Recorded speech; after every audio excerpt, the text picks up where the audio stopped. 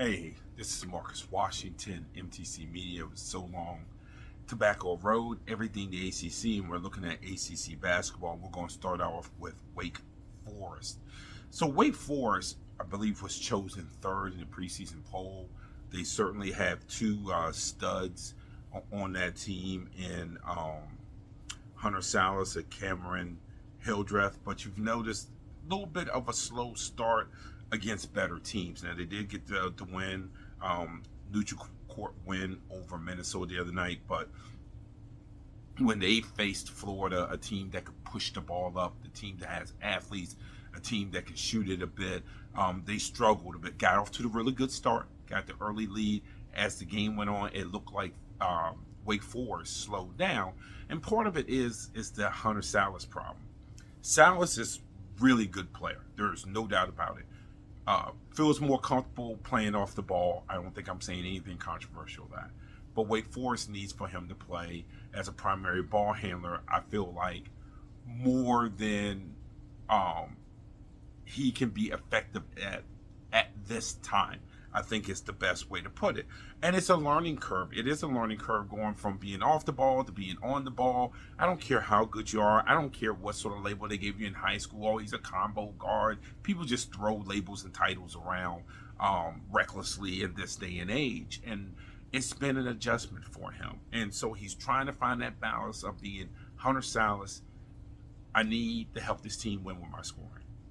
And Hunter Sallis, I need to help this team win by getting my teammates involved and getting them to their core spots. It's more than just kicking up the offense. It's more than just passing it and stuff. Sometimes basketball, more than any other sport, people have this thing about wanting to oversimplify it. It's not as simple as you think.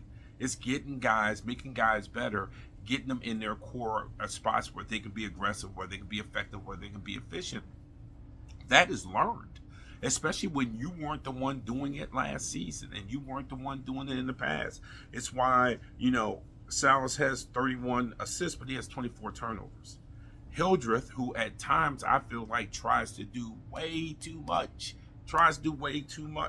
He has 35 assists, and he also has 24 turnovers. They are by far the leader on this team as far as turnovers. They are also the ones who have the ball in their hands the most. So the turnovers are going to look more inflated. Now, it has to be, we need the ball in your hands that much. And we have to find a way for you to be more efficient with that. And, right now I'm concentrating on the tough opponents. You can go back to other games where Wake Forest was playing mid-majors and stuff like that. Teams that they're much better than. It's not what we're looking at. We're looking at the tougher opponents. And that's where, as the season goes on, I do think Wake Forest, and I do think Sallis will get better at it. And I think there was going to be games in the ACC where it's just going to be, hey, man, Hunter, you just got to be Hunter. Because you're going to want to win those games.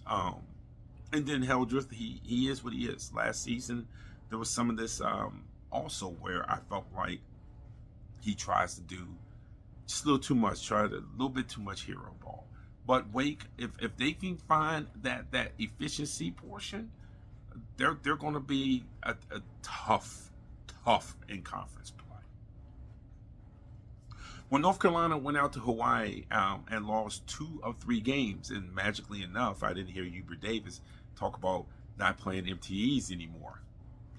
But I will say this, North Carolina against the better teams this year have done just enough to lose. Michigan State, they did just enough to lose because it doesn't seem like they want to play defense until the second half. And I don't understand that. I don't understand the looseness in the first half. And maybe part of it's in the coaching staff, part of it's in the scout. I would like to think that it's not, especially with the scout. I would like to think that it's just right now the kids aren't executing at the level they need to based on the scout. But, North Carolina against the better teams have been terrible in the first half. And they've done just enough to lose. The Michigan State game, frankly, they should have won once they came back. They had a chance to beat Kansas at Kansas near the end. Now, the one team where I thought they were outclassed by was Auburn. I think Auburn outclassed them.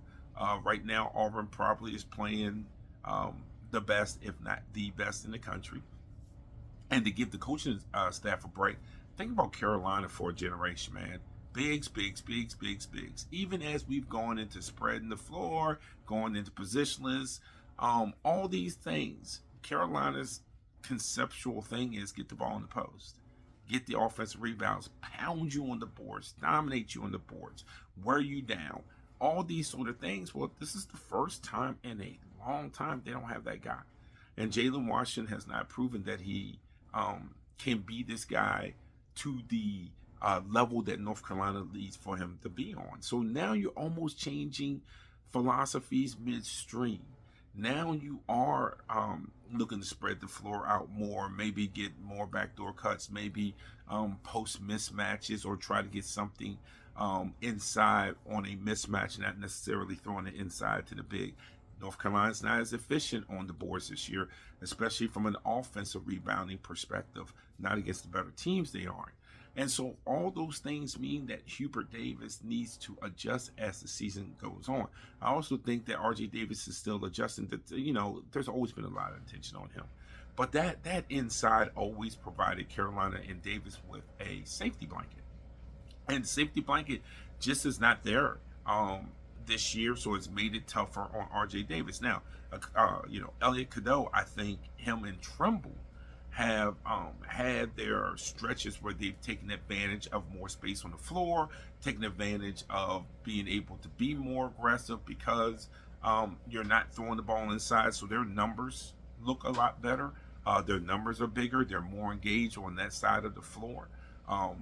Cadeau is no longer the setup guy, and Seth Trimble is no longer the guy that you put on their best perimeter offensive player. I mean, they do those things, but now you're talking about, hey, we need the offense. I don't think either one of them is complaining about their increased offensive role, but that's going to be the challenge for Carolina as they play Alabama upcoming at the Smith Center, is how do you change what you've been doing across two coaches with a team and a roster that you just cannot do the same things in the same way. Now, you look for positives outside of the Trimble and Cadeau. I think that we saw Drake Powell play his best game as a collegian at his last time out, and I think that now you're seeing why they wanted Powell and Jackson so much. But freshman to freshman, you have to grow into that role, and they still need to find what they're going to do with Cade Tyson. You don't bring a shooter like that from Belmont and then give him 7 minutes a game. So this roster and what they do and their philosophy is still a work in progress. All we heard about Duke during the offseason was this great freshman class that came in, and I think a lot of people assumed that great freshman class meant a certain level of depth.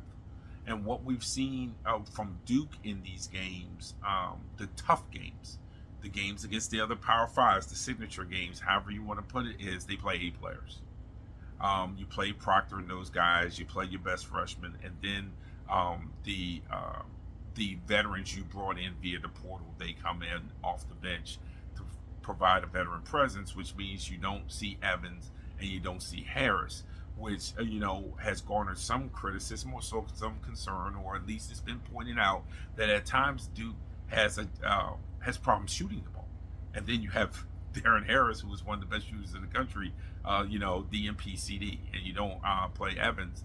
And I'm not in Durham every day. I don't know how those two kids are taking the fact that they're not playing that much. I don't know if this was explained to them when they came in, that this year one could almost be like a red shirt type of year.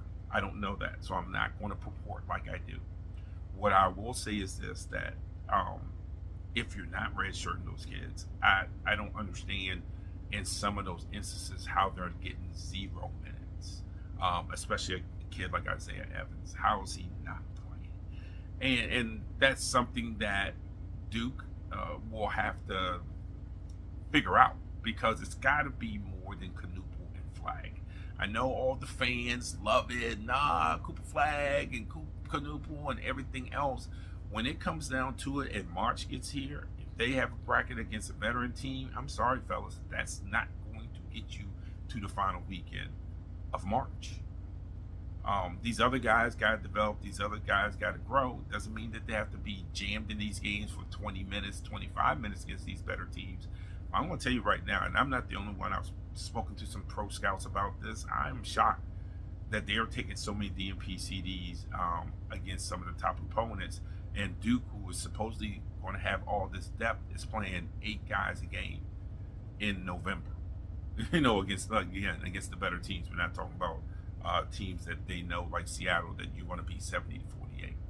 And you just gotta trust that Shire knows what he's doing. Now, it might be one of these things is those guys aren't ready for the prime time. We're going to put them in these other games and have them learn in these other games, and hopefully by January, probably mid-January or so, that we can lean on them in some ACC conference games, and those minutes can go up. That is definitely a possibility. It's a possibility. So we could be revisiting this down the line, right? But as of now, I'm a little surprised by how Shire has done things. Well, thank you for joining us at our latest episode of So Long Tobacco Road. This is Mark Swarsh at MTCB.